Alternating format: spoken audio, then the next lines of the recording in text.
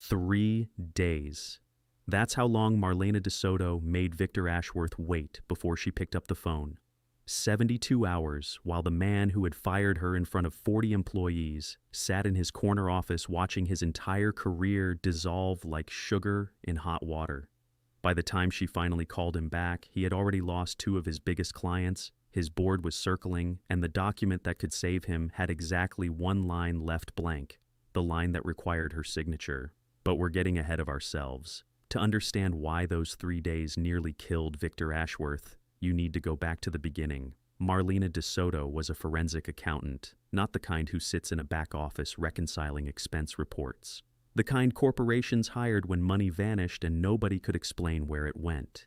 She had a gift for reading numbers the way some people read faces, catching the micro-expressions hidden inside spreadsheets that told her someone was lying. She was 34, built broad and soft in the way her Sicilian grandmother had been, with wide hips and heavy arms and a body that took up exactly as much space as it needed to. She had worked at Ashworth Capital Management for 11 months when everything changed. Dominic Luca ran the Chicago side of things, not the legitimate side, the other one. Ashworth Capital existed because Dominic allowed it to exist, because clean money needs dirty infrastructure, and dirty money needs clean faces. Dominic was not a loud man. He didn't threaten. He didn't posture. He had grown up poor on the South Side, watching his father lose everything to a partner who cheated him, and he had spent 30 years making sure no one would ever cheat him again. That singular obsession made him dangerous in a way that shouting never could. He noticed everything. He remembered everything. And he never acted until acting was final. Victor Ashworth was Dominic's operations manager, the man who kept the books balanced between what the IRS saw and what actually happened. Victor was good at his job, but Victor had a problem that good men sometimes have. He believed his competence made him irreplaceable. And when you believe you are irreplaceable, you start to believe you are also untouchable. Marlena discovered the first discrepancy on a Tuesday. A wire transfer routed through a subsidiary that didn't match any entity she had on file. She flagged it internally, sent it to Victor's desk, and waited. Victor called her into his office the next morning. He closed the door, he smiled, and then he told her that her position was being eliminated due to restructuring. What she found in Victor's expression that morning would reshape every assumption she had made about who was honest in that building. Marlena did not argue. She did not cry. She asked for the termination in writing, took her box of things, and left. But Marlena was a forensic accountant, and forensic accountants do not forget numbers. The wire transfer she had flagged was for $412,000. It had been routed not to a Luca subsidiary, but away from one. Someone was stealing from Dominic Luca. She spent 2 weeks in her apartment going through every file she had saved before her termination. Backup copies she had made as part of her standard audit protocol, perfectly legal, perfectly documented. The trail was elegant in its simplicity. Victor had been siphoning funds through ghost invoices for the better part of 8 months. Small amounts at first, $30,000 here, $50,000 there, but growing bolder. The total was approaching $2 million. Now, here was Marlena's choice. She owed Dominic Luca nothing. She had never met the man. She knew what he was. She knew that bringing this information to him meant stepping into a world that did not let people step back out. The safe decision was obvious. Walk away, find another job, forget what she had seen. Psychologists who study moral decision-making under pressure, researchers like Jonathan Haidt at NYU, have shown that most people don't reason their way to ethical choices. They feel them first, instinctively, and construct justifications afterward. Marlena felt it in her chest before she understood it in her head. Letting Victor continue stealing meant letting the man who had humiliated her win not just once, but permanently. She made a phone call to Dominic Luca's office. She got as far as his assistant. She left her name and a single sentence. "Someone on your payroll is robbing you, and I can prove it." Dominic called her back within the hour. They met at a restaurant in River North, his restaurant, though nothing about the exterior suggested it. He sat across from her at a corner table, 2 of his men at a neighboring table pretending to eat, and he listened. He did not interrupt. He did not react. When she finished laying out the numbers, he asked one question. "Why are you telling me this?" Marlena said. "Because he fired me to cover it up, and I don't like being used as someone's exit strategy." Dominic studied her for a long time after that. He had spent 3 decades reading people, sorting them into categories: useful, dangerous, disposable. Marlena de Soto did not fit neatly into any of them, and that interested him more than the money.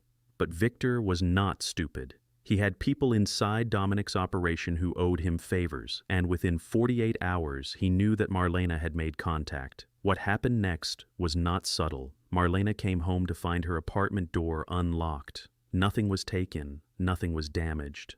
But her laptop was open on the kitchen table, and it had been closed when she left.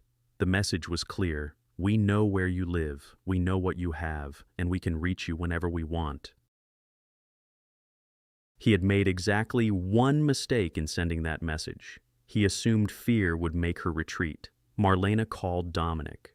She did not call to ask for protection. She called to tell him that Victor now knew she had talked, which meant Victor would accelerate his exit plan, which meant Dominic had days, not weeks, to act. She delivered this information with the same clinical precision she used when presenting audit findings. No panic, no drama, just data and its implications.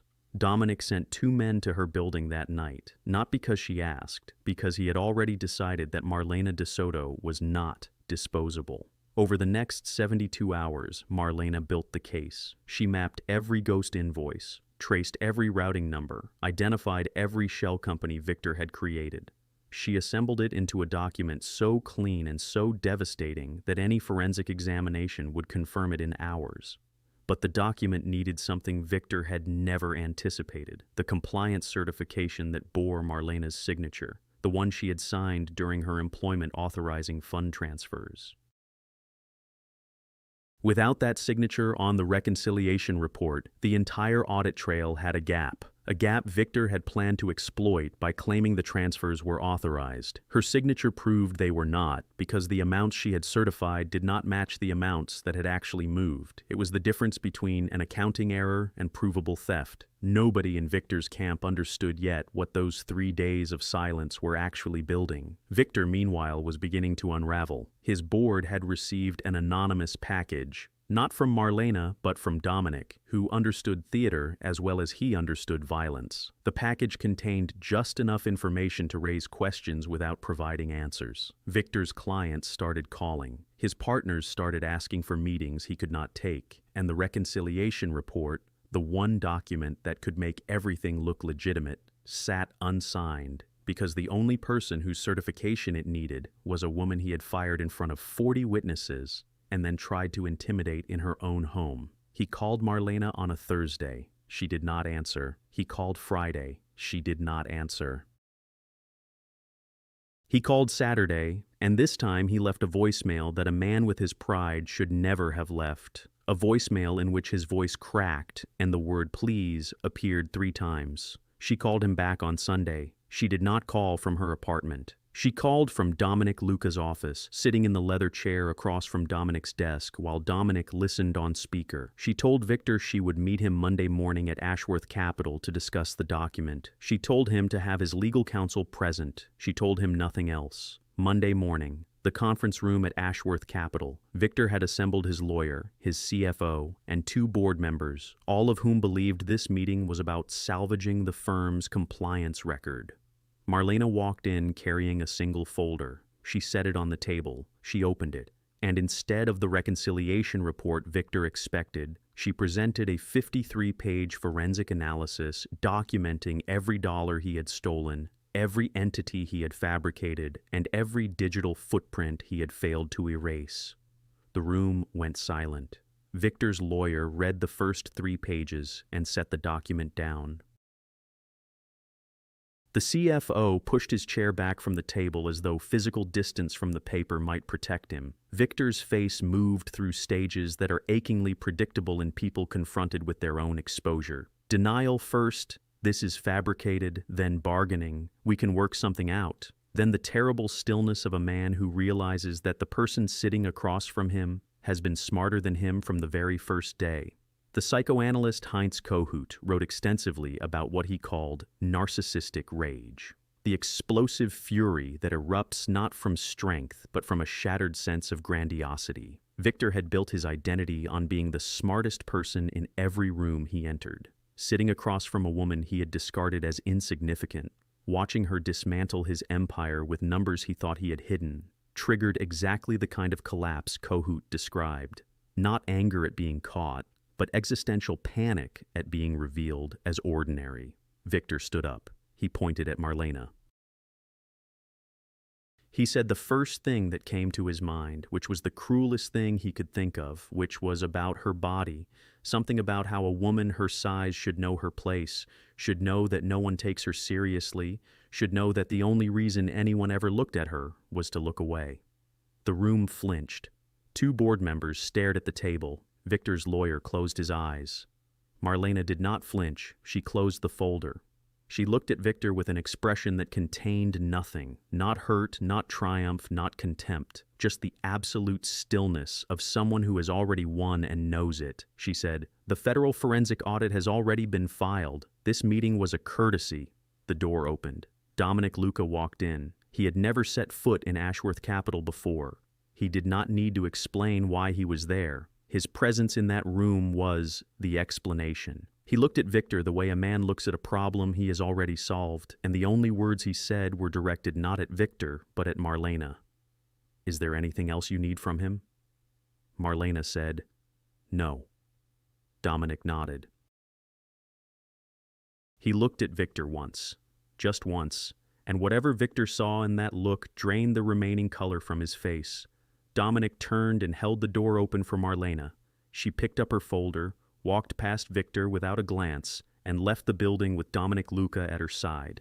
Victor Ashworth was arrested 11 days later. The forensic audit Marlena had compiled became the foundation of the federal case. His assets were frozen. His firm was dissolved. The 2 board members who had watched him insult Marlena in that conference room both testified against him. Dominic never asked Marlena to work for him. He asked her to work with him, a distinction she noticed immediately, and one that mattered more than he probably intended. She set conditions. He met them. They built something that functioned on mutual respect long before it functioned on anything else. And by the time either of them acknowledged what had grown between them, it had roots too deep to pull out. Some people earn loyalty through power. Some earn it through kindness. Marlena de Soto earned it by walking into a room full of dangerous men and telling the truth when silence would have been safer. And Dominic Luca, a man who trusted almost no one, learned that the rarest thing in his world was not strength or cunning, but the willingness to risk everything for someone who had not yet given you a reason to. If this story reminded you that courage doesn't always look the way we expect it to, leave a like so more people can find it. Subscribe if you want the next one. A story about a woman who walked into a courtroom with nothing but a folder and walked out owning everything the man across from her thought was his.